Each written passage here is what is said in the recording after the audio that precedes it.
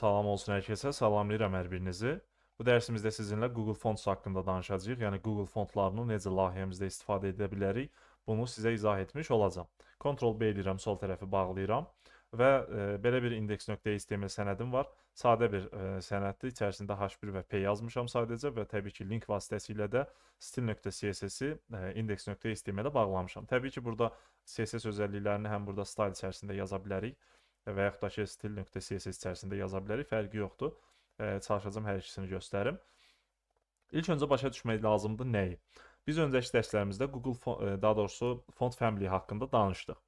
Və font family ilə biz nə edə bilirdik? Səhifəmizdə hər hansı bir komponentin, elementin təqin, deməli, hansı font ailəsinə aid olmasını təyin etmiş olurduq. Yəni fontu hardan götürsün, bunu təyin etmiş olurduq. Bunu təbii ki, bədii yazsaq, təbii ki, bədii bütün təqləri əhatə etdiyi üçün bütün səhifəmiz eyni font quruluşunda olmuş olacaq. İndi təbii ki, mən burada tək-tək tətbiq etməyə çalışacağam, həm də bədii tətbiq edəcəm. Bəs yaxşı, Google fontu biz hardan gətirəcəyik? Yəni hardan belə deyək də həmən fontu gətirəcəyik, istədiyimiz bir fontu gətirəcəyik və layihəmizə necə daxil edəcəyik? Əsas məsələ budur. İlk öncə layihəmiz bu formada qalsın. Bu brauzeri mən sol tərəfə genişləndirirəm və yeni tab açıram burada. Buraya yazırsınız Google Fonts. Baxın, tamamlayıcı gətirdi zaten. Siz tam formada yazın. Enter vurduğumuz zaman ilk çıxan hissəyə baxın, bura daxil olursunuz. Bura daxil olacaqsınız.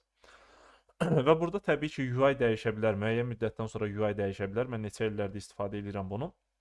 UI-da dəyişikliklər olur, amma burada axtarış yeri təbii ki, olduğu kimi qalır. Ya burada olacaq, ya bu tərəfdə. Ümumiyyətcə, axtarış yeri inputu qalır burada. Buraya yazırsınız, məsələn, mən roboto deməli, fontunu istifadə etmək istəyirəm. Ona görə də robota yazacağam bura. Robota yazıram və burada gəldi. Baxın, klik eləyirəm buna. Robot fontunu bizim üçün gətirdi. Get font var burada, fikir verin. Buna klik elədiyimiz zaman biz embed-lə bunu seçə bilərik və ya importla da seçə bilərik. İndi onu göstərəcəm. Klik etdikdən sonra belə bir deməli butonlar gələcək bizə. Təbii ki, burada download eləyə bilərik, yükləyə bilərik. Bu bizə lazım deyil. Mən istəyirəm ki, layihəmə daxil edim. Ona görə də bura klik eləyirsiniz. Baxın, klik elədim. Burada bizdə fikir verin, web hissəsində açıldı. Android, iOS, Flutter üçün istəyiriksə, bu birisi tablara daxil ola bilərik. Üzr istəyirəm. Biz webdə istifadə elədiyimiz üçün təbii ki, web hissəsində qalırıq. İki yol göstərir. Importla göstərir və linklə göstərir. Linklə olduğu zaman, baxın, burada qeyd edilibdir. Deyir ki, bu linkləri HTML sənədimizə aparın, yerləşdirin. Və importu da burada fikir verin, bunu da deyir HTML-ə daxil edin. Niyə görə? Çünki style içərisində verib. Mən birbaşa CSS faylına daxil etmək istəsəm, baxın, bunu götürərəm buradan, aparıb CSS faylına daxil edərəm. Amma mən linklə götürəcəm. Baxın, bu hissədən. Ona görə də burada 3 dənə link verir. Təbii ki, siz bilirsiniz ki, linklər nə üçün idi? Xarici bir qaynaqları layihəmizdə istifadə etmək üçün istifadə olunurdu. Google fontları da eyni qaydada linklər vasitəsilə biz layihəmizə çəkib istifadə edə bilərik. Təbii ki, burada 3 dənə link göstərir. Bizim əsas istifadə edəcəyimiz budur. Yəni tək bunu istifadə etməklə də biz hər hansı bir Google fontu çəkib layihəmizdə istifadə edə bilərik. Bunlar isə bu linkdə qeyd olunanlar isə HTML sənədinə göstərir ki, sən birinci bunu yüklə, daha sonra deməli həmin fontları çəkdikdən sonra burada qeyd olunan fontu layihədə istifadə etmək üçün belə deyək də aktiv hala gətir. Aydındır? Ona görə də 3 dənə təqdim edir, amma dediyim kimi siz bəzi layihələrdə yalnız bu formada bir dənə link vasitəsilə çəkildiyini də görəcəksiniz. Bu da normal haldır. Yəni bunları istifadə etmək də olar, etməmək də olar. Bəs yaxşı, bu necə işləyir bu link? Burada query string deyilən bir şey var. Onu oxumağı bacarmaq lazımdır. Baxın, əgər bunun haqqında məlumatınız yoxdursa, mən JavaScript dərslərində bunun haqqında danışmışam. Gələcək dərslərdə məlumatınız olacaq. Hələ ki, sadəcə məlumat olaraq qəbul edin bunu. Yəni tam olaraq başa düşməsəz də qəbul olunandır. Query string, baxın, bu sual işarəsindən sonra, hətta yaxınlaşdırıram. Sual işarəsindən sonra family yazılıb burada. Yəni hansı font ailəsi olduğu yazılır və bərabərdir yazılıb. Bu sanki belə deyək də bir dəyişən təyin olunur. Həmin dəyişənin dəyəri verilir burada. Roboto yazılıb. Fikir verin, roboto yazılıb. Mən robotu axtardığım üçün onun linkini mənə verdi. Yəni mən bu linki deməli HTML sənədimə daxil etdiyim zaman bu dəyişən adı ilə axtardığı üçün o link vasitəsilə gedib axtardığı üçün həmin robot onu mənə gətirmiş olacaq. Aydındır? İndi gəlin biz bunu kopya eləyək. Buradan hamısını seçib kopya da edə bilərsiniz və ya copy code deyərək bunu kopya edə bilərsiniz. Daha sonra layihəmə qayıdıram. Bunu sağ tərəfə gətirirəm. Baxın, bu formada gətirirəm. Yəni sadə bir şeydir əslində. Çətinləşdirməyin gözünüzdə. Baxın, gətirirəm bura. Style CSS-dən öncəyə yazacağam mən bunu ki, yüklənsin, daha sonra Style CSS aktivləşsin. Baxın, bura yapışdıracağam. Fikir verin, bura yapışdırdım. Hətta burada boşluqlar da qoymaq olar. İndi təbii ki, bu kontrol S elədiyim zaman boşluqlar itəcək. Kontrol KC eləyə bilərik buranı. Buranı da kontrol KC eləyə bilərik. Bu formada qalsın. Fikir verin, bir link, ikinci link, üçüncü link. Və daha çox dediyim kimi, yalnız bu linkin istifadəsi ilə də istifadə olunduğunu görəcəksiniz siz. Fikriniz qarışmasın. Bu da normal haldır. Amma bu iki linki də biz əlavə eləyirik.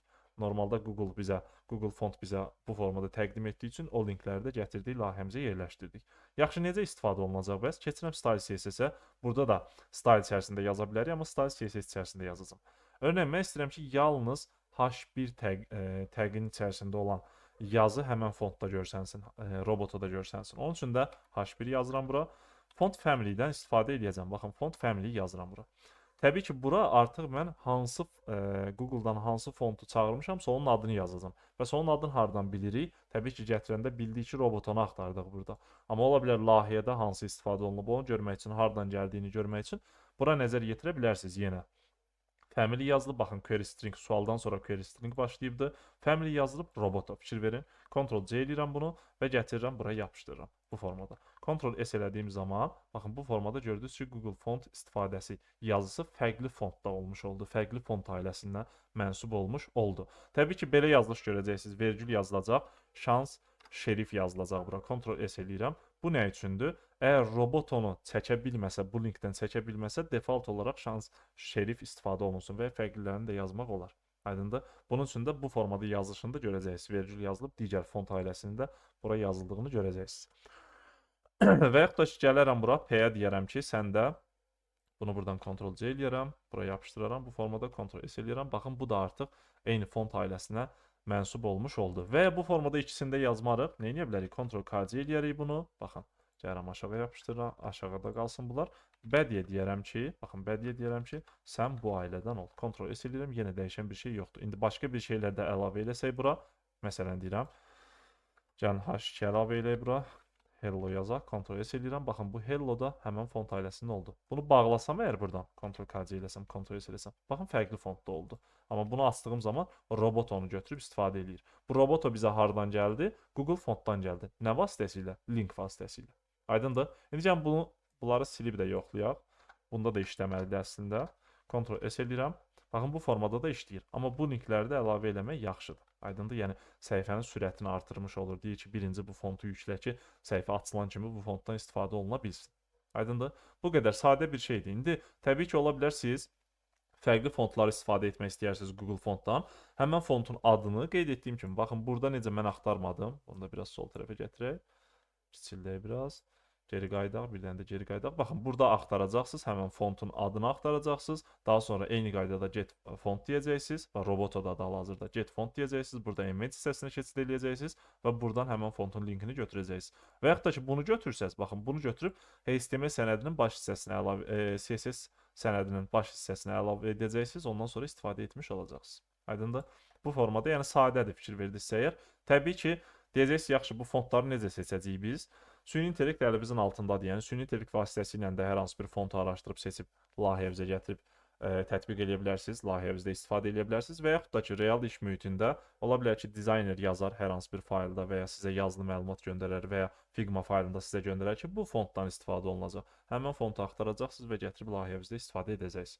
Yəni, Google fontu, xarici bir fontu layihəmizə bu formada daxil edə bilirik və yaxud da ki, burada importla da dediyim kimi CSS sənədini də əlavə etmək mümkündür. Bu qədər. Yəni, sadə bir dərsdir, çox uzatmaq istəmirəm. Bu qədər məlumat sizə kifayət eləyir. Yəni, bəzən istifadə edəcəksiniz, bəzən istifadə etməyəcəksiniz. Təbii ki, bu layihədən layihəyə dəyişəcək. Sizin işlədiyiniz mühitə uyğun olaraq təbii ki, dəyişmiş olacaq. İndi mən də çalışacağam ki, layihələrimizdə, praktiki layihələrimizdə bunlardan istifadə edim ki, sizin də əliniz öyrəşsin. Bu qədər. Bu dərsimizdə Google Font haqqında danışdıq. Bir sonraki dərsimizdə fərqli mövzudan danışmış olacağıq. Növbəti dərsdə görüşək.